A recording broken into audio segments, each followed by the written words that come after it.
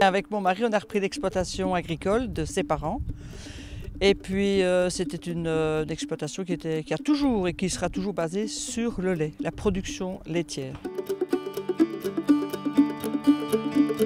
Dans un premier temps, en 2006, la quarantaine bien avancée, j'ai estimé que je voulais revenir à pouvoir produire des aliments, de bons aliments, tu vois. Dans les années 2000, j'étais déçue de voir tous les aliments, comment dire, pas trafiqués, mais tous les aliments dans lesquels on met toutes sortes de substances. Je suis allée à l'école à Ciney. C'était un cours de promotion pour tous les agriculteurs qui voulaient se mettre en vente directe. Déjà à l'époque, en 2006, on parlait beaucoup de vente directe, ça m'intéressait. Dans un premier temps, j'avoue, j'y allais pour le beurre, parce que j'avais la baratte de belle-maman, etc. J'y allais pour le beurre et j'ai suivi le cursus complet et j'ai vu comment fabriquer du fromage. Fabriquer du fromage avec les moyens du bord. Moi, je n'ai pas voulu, à plus de 40 ans, investir dans du matériel inox, etc. très cher. J'ai trouvé une recette qui me convenait. Directement après la traite, j'ensemence le lait.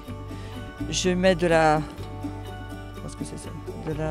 présure et puis à peu près 2 heures après, le fromage, je peux déjà le mettre en moule, quoi. J'ai trouvé cette recette-là pratique pour justement le cadre dans lequel je pouvais me permettre, quoi. Le fromage, c'est une vente différée du lait. Donc on traite les vaches, on fabrique le fromage et puis 2 mois après, on peut vendre le fromage.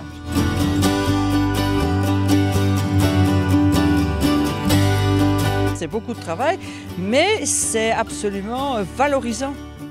Là, derrière moi, tantôt, tu m'as filmé la cerise sur le gâteau. Je prends le début, la vache. C'est pas toujours évident, hein. C'est plus facile de boire du lait que de traire des vaches. J'en ai fait la démonstration. Mais après ça, je transforme. Oui, c'est du boulot, mais quand je vends ma propre marchandise au prix qui me convient et que je vois des gens qui sont d'accord avec le prix que je mets, c'est la cerise sur le gâteau. Je veux absolument aller d'un bout à l'autre de tout processus de la vente. Une gamme assez complète, donc il y a le petit belge, il y a l'ail des ours, il y a ail Pfizer, puis il y a le fenugrec. Ça, c'est un goût de noix. Il y a aussi avec de la bruschetta. Il y a, oui, c'est un petit peu différents goûts. Puis ce qui me plaisait aussi, c'est d'avoir différentes couleurs dans mes fromages. Voilà. La vie ne peut pas être triste, donc il faut y mettre de la couleur. Puisqu'on est quand même dans un contexte où quand même le monde agricole, c'est un monde qui se plaint beaucoup. Mais moi, j'ai voulu mettre de la couleur là-dedans.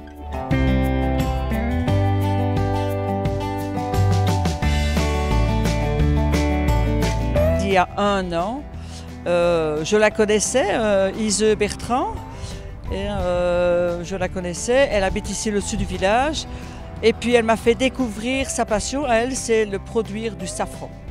Elle m'a fait découvrir sa passion, nous en avons beaucoup parlé et puis l'idée nous est venue d'associer les 2 saveurs et du fromage avec le safran.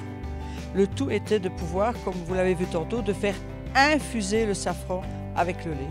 Et c'est le résultat nous a même dépassé nous-mêmes, je dois dire. Ouais. Sans le faire exprès, oui, c'était bon, ça nous a semblé bon et on n'a plus... sans le faire exprès, on n'a pas changé rien à la recette, quoi.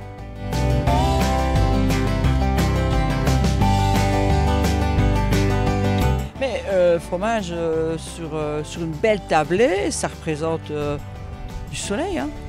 Ça représente de l'herbe, ça représente une vache, ça représente la nature. Excellent. Excellent.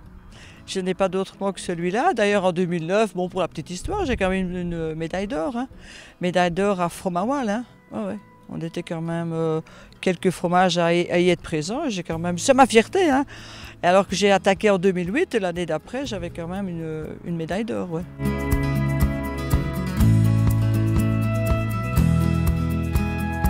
Le truc, c'est que je remarque que beaucoup de personnes ont peur. C'est une peur, ou alors ils n'osent pas déranger. Et quand ils viennent une fois, ils reviennent après. Hein. Ouais. Le tout, c'est le petit déclic, leur dire mais si, mais venez, je suis quelqu'un de sympa quand même. Enfin, c'est un peu exagéré. On vous comprenez ça.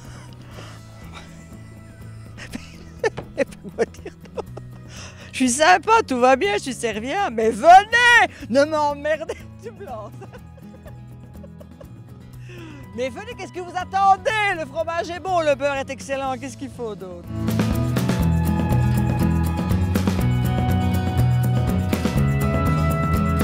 Dans le lait cru, il y a de la vie. Je ne sais pas dire mieux que ça, c'est que de la vie du lait cru.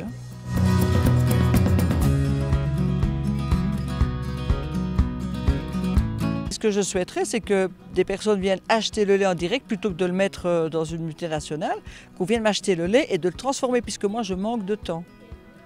Il y a aussi le riz au lait, etc. Il y a de la confiture de lait, il y a des tas de produits, mais là je coince, je manque de temps. Le projet, c'est de, comme ça va se passer ici au 15 octobre, par Facebook, par de bouche à oreille, qu'on se rencontre. Moi j'aime ça, j'adore ça.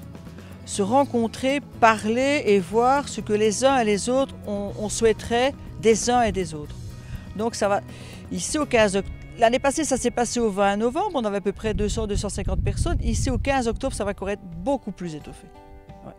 15 octobre, c'est une rencontre avec Vivons Bien, Vivons Belle. C'est un groupe sur Facebook. Et c'est des gens qui ne se cassent pas la tête, c'est des gens qui veulent vivre le plus simplement au naturel. C'est des gens qui ne se préoccupent pas que si c'est du bio ou pas du bio. C'est des gens qui veulent aller auprès des gens de la terre, auprès des gens qui travaillent la terre. Et je crois que ça, c'est quand même, c'est ce qui m'a pris chez Ferrebel, c'est que de l'autre côté de la barrière, il y a des gens qui veulent venir près de nous. Oui, mais alors tendons nous-mêmes la main, quoi. Il ne faut pas non plus se fermer. Ah oui, c'est essentiel et c'est là le plus dur. Dans un village, ça se demandait parfois, tout est là, le lait, la crème, le beurre, etc. C'est à se demander parfois ce qui se passe dans la tête des villageois qui doivent aller ailleurs dans les grandes surfaces. Ça, c'était quelque chose qui est difficile. Bon, j'en suis pas malade, évidemment, je ne sais pas comment exprimer, je n'ai pas de rancœur ni quoi que ce soit. Mais ce sera un de mes créneaux, mais c'est quand je participe à un débat, etc., c'est toujours ce que je prône, le local. Faisons vivre notre voisin les uns et les autres, c'est tout.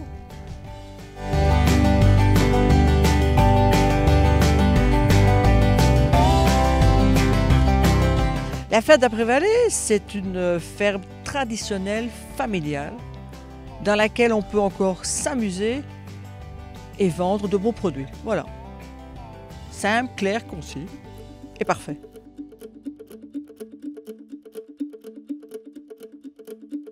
Ah, c'est de ta faute, t'avais pas besoin de m'allumer non plus. Hein. Attends, moi je suis en train de... J'ai chaud là. Attends. Ben ouais, je bafouille quand même. Hein. J'aime bien le mot illumination, ça me va bien. Oui.